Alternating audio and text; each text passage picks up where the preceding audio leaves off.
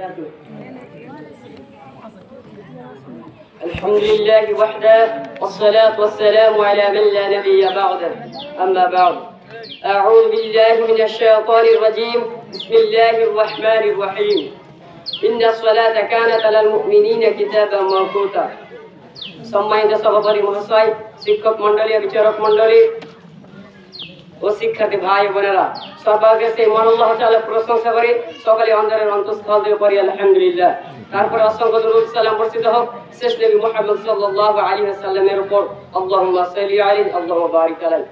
আজকের এই বাৎসরিক প্রতিযোগিতায় আমার বিষয়বস্তু নাম হচ্ছে সিয়ামের গুরুত্ব। মানব জাতির জন্য আল্লাহ প্রদত্ত নিয়ামত সমূহের মধ্যে অন্যতম একটি হচ্ছে সময়। মানব জীবনের সময়ের মতো অপরিসীম। সময় জীবনের গুরুত্ব বুঝতে মহান আল্লাহ তাআলা পবিত্র কোরআনে একাধিক স্থান রাত দিন বা দিন রাতের কসম করেছেন। আল্লাহ তাআলা বলেন, ওয়াল্লাইলি ইযা ইয়াগশা ওয়ান নাহারি ইযা তাজাল্লা। শপথ রাতে যখন আসন্ন করে, শপথ দিনে যখন উদ্ভাসিত করে। অন্যত্র আল্লাহ তাআলা বলেন, ওয়াল ফাজর ওয়া লায়ালি আসর। শপথ করে যে শপথ রাতে। ইসলামের সময়ের গুরুত্ব, ইসলামের সময়ের গুরুত্ব অপরিসীম।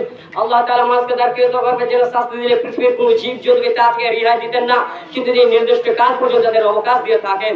তারপর তাদের সম্পূর্ণ হলে তারা জানতে পারবে আল্লাহ তাআলা তার বান্দার প্রতি সম্মুখদ্রষ্টা, জীবনের সফলতা ও নিজেদের লক্ষ্য মানে পৌঁছে দেয় এবং আল্লাহর প্রিয় বান্দা হতে সময়কে সঠিকভাবে কাজে লাগানো বিকল্প নেই। লক্ষ্যহীন মানুষ সময় অপচয় করে। যাদের জীবনে লক্ষ্য আছে তারা সময়কে কাজে লাগায়। মানব জীবনের সর্বোচ্চ গুরুত্বপূর্ণ বিষয় হচ্ছে সময়। তাই সময়ের যথাযথ মূল্যায়ন করা প্রতিটি মানুষের উপর অপরিহার্য। যেন আল্লাহ তাআলা ইরশাদ করেন, ওয়াল আসরি ইন্নাল ইনসানা লাফি খুসর ইল্লা আল্লাযীনা আমানু ওয়া আমিলুস সালিহাতি ওয়া তাওয়াসাউ বিল হাক্কি ওয়া তাওয়াসাউ বিস সাবর। সময় শপথ, মানুষ অবশ্যই ক্ষতিগ্রস্ত, কিন্তু তারা নয় যারা বিশ্বাস করেছে ও সৎকর্ম করেছে এবং পরস্পরকে সত্যের উপদেশ দিয়েছে ও ধৈর্য ধারণ করেছে ও ধৈর্য ধারণের সহায়তা করেছে। আন আব্দুর রহমান ইবনে আবু বকর আন-নবী আন রাজুলা ক্বালা ইয়া রাসূলুল্লাহ আইয়ুন নাসি খায়র ক্বালা মান তা'আমালু হাসানা আমালু ক্বালা ফা আইয়ুন নাসি শাররা ক্বালা মান তা'আমালু সা'a আমালু। রাসূল সাল্লাল্লাহু আলাইহি ওয়াসাল্লামকে প্রশ্ন করা হলো, হে আল্লাহর রাসূল, সৌভাগ্যবান কারা? জবাবে তিনি বললেন, সৌভাগ্যবান তারাই যারা দীর্ঘায়ু লাভ করেছে এবং নেক আমলের মাধ্যমে অতিবাহিত করেছে।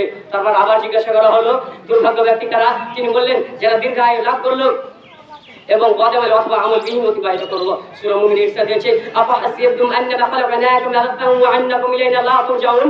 তারা কি ধারণা করে নিয়েছে তাদের অনার্থক সৃষ্টি করা হয়েছে, তাদেরকে আমার দিকে ফিরে আসবে না, অর্থাৎ আমাদের সকলকে আল্লাহ তাআলার কাছে কিন্তু উপস্থিত হতে হবে।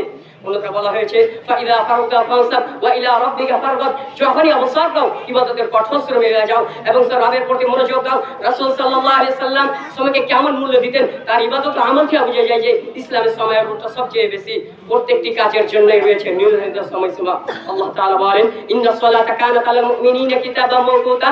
নিশ্চয়ই নামাজ মুসলমানদের জন্য একটি নির্দিষ্ট সময়ের মধ্যে ফরজ করা হয়েছে।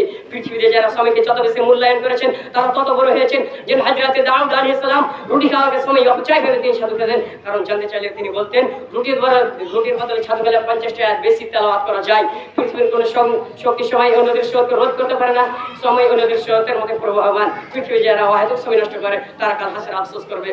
وعن ابن مسعود عن النبي صلى الله عليه وسلم قال لا تزول قدم آدم يوم القيامة حتى يسأل عن خمس: عن عمره فيما أفناه وعن شبابه فيما أبله وعن ماله من أين اكتسبه وفيما أنفقه وماذا عمل فيما علم।